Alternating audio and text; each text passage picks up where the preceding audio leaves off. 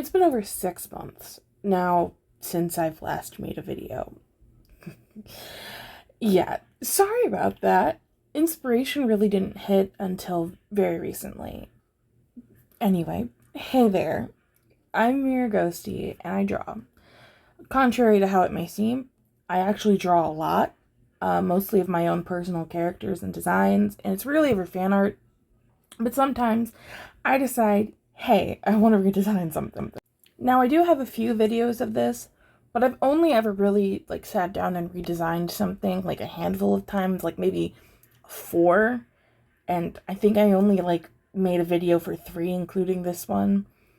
And the subjects I usually covered and do a redesign for are things I have experience with or things I'm familiar with. I did the one on the Wings Club because I had watched it before when I was younger. I did the one, or I tried to do the one for Yandere Simulator because I followed the development for a while, which things came out about that recently. Let's move on.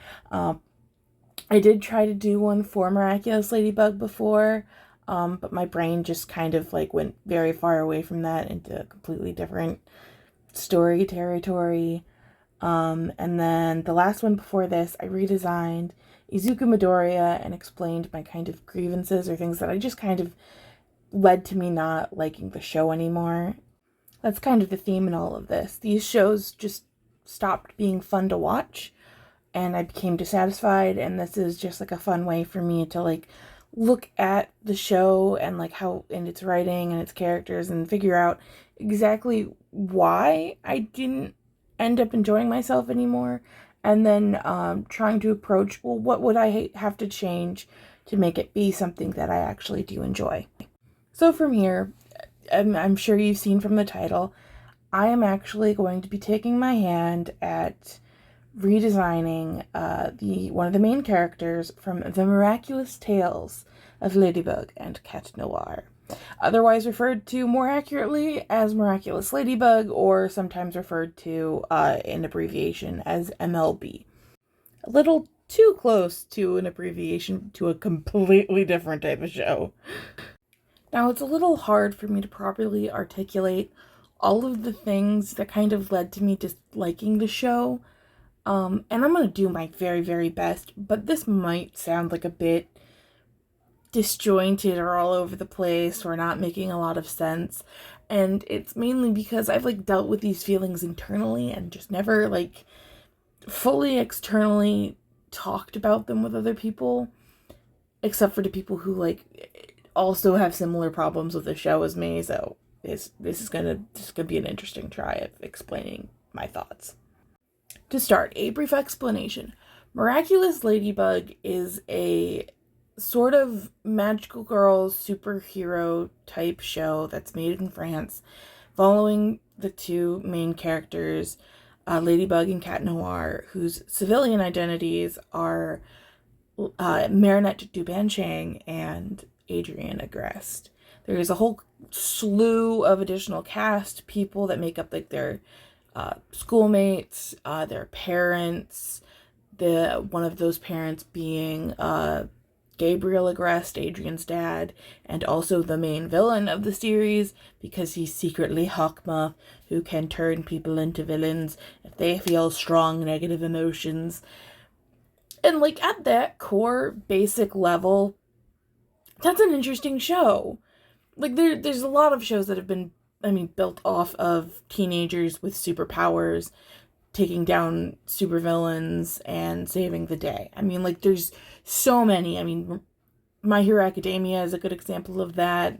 You can look at the roots of inspiration for Miraculous Ladybug, which is Sailor Moon, and you can see it's a really good premise, and it works really well. But there's just a lot of things that they do for this show that are just, like I said, they're a lot and also absolutely nothing at the same time. So continuing down that basic premise of Marinette, Adrienne, normal kids going to school, you immediately get, oh, well, they're not completely normal kids. Adrienne is the son of a famous fashion designer, and is also a model and also very well known because he is a model. And Marinette, for being a normal girl with a normal life, actually knows like an obscene amount of like really famous people. Like, again, she knows Adrian, they do become friends, and he's a model, and his dad is, you know, a fashion designer. She wins a contest for said fashion designer. She designed the album and glasses and has somewhat of a friendship with a rock star called Jagged Stone. Her main bully is this rich, obnoxious girl named Chloe, who is the daughter of a fashion critic and the mayor of Paris, who also is really bad at his job. There's so many things, but like the way they're used is just not well.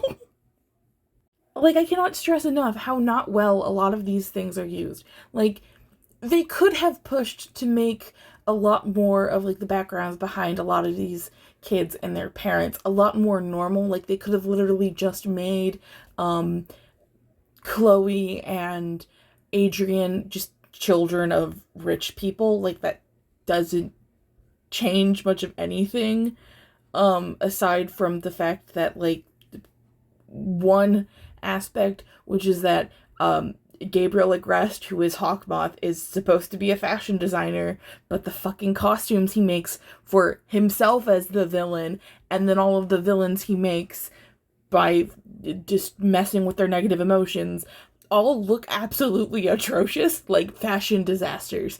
And it's like, wow, that is not a believable job position for that man to have. Additionally, Chloe, being the daughter of the mayor, leads to her trying to abuse her father's mayor position to have everything she wants. Which, like, on one level, we do love a good, atrocious person who abuses power over the main characters in, like, theatrical, over-the-top ways that make absolutely no sense. But also at the same time, it's like, that's not how being a mayor would work. He does not have any of that power, like, at all. And it is ridiculous that they keep putting the story to have, like, Chloe be, like, vindictive and evil in these ways when it doesn't make sense. But they do it anyway. And it's just, again, it's a train wreck. It's a dumpster fire. It's fascinating to watch. But, like, in the long run, there is just a lot of things that you can just attribute to just not being that fun the more you look at it, and it just becomes annoying. This video may or may not have been devolved into me just all of the salt I have for the show. That's just all I've been talking about. Let's change focus. There's a lot of things I do enjoy about this show. I'm not saying I didn't enjoy the show at one point in time, and that sometimes I do occasionally, watch a video or two or watch an episode. Like, I did watch the special with Claw Noir and Shadybug. I mean, like, you're seeing right now on screen, I redesigned Shadybug because, I mean, the design was interesting. And I did actually, like, enjoy that episode. It was very interesting. It was a lot more, like, streamlined than their normal episodes. And you know what? No, we're done. We're just done complaining about Miraculous Ladybug. Instead, I'm gonna take the rest of this abnormally long video to explain my redesigns and my choices. So when it comes down to it, when I redesigned Marinette, I kind of put a little more, like, thought into her design. It's a lot more, like, flimsy. I don't know if this is actually based in how most people do character design. Like, I kept her ponytails because I thought they were cute. She should keep them. I just made them more messy. I kept her in, like, a top, bottom, and, like, jacket, but I changed her blazer into, like, a cardigan, something big and fluffy and soft, because she's a very nice, soft character, and I thought that was, like, very fitting. Her bottoms, her shorts, I made into these, like, cute jean shorts with, like, lace for the hem, because they're cute. And also I felt like if she's a designer, aspiring designer, that would be something she totally could have made for herself. And then I gave her Converse, and, like, I can see anybody who says, like, well, that's a weird choice for a character who's supposed to be, like, aspiring fashion designer. And my reasoning is, Marinette is supposed to be a clumsy character. And I don't consider myself clumsy, but I do consider myself having, like, really weird ankles that sometimes just decide they don't want to work properly, and that they'll just fold sideways on me at random, sometimes when I'm walking, sometimes when I'm standing. And I fall over, and I like to wear shoes that have tops that, like, cover my ankles so it feels like I have more support. I felt like a character who's supposed to be clumsy would wear those types of shoes too, because it would give that illusion that, like, she is trying to counteract falling all over herself. Now, when I redesigned Shadybug, which you can see on screen right now that I am coloring, I took the barest of inspiration from the show. I gave her a choker with spikes because edgy. I gave her a double top thing with, like, the t-shirt over top long sleeves because I think it's cool. And also, e-girl fashion is very fascinating.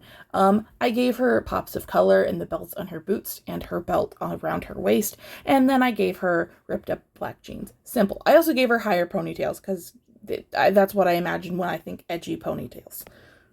Now, when it comes down to redesigning Shadybug villain slash hero costume and the ladybug hero costume, I took inspiration from this thing called Chinese fashion, because Marinette is supposed to be Chinese French citizen, and I thought, you could take more inspiration from that.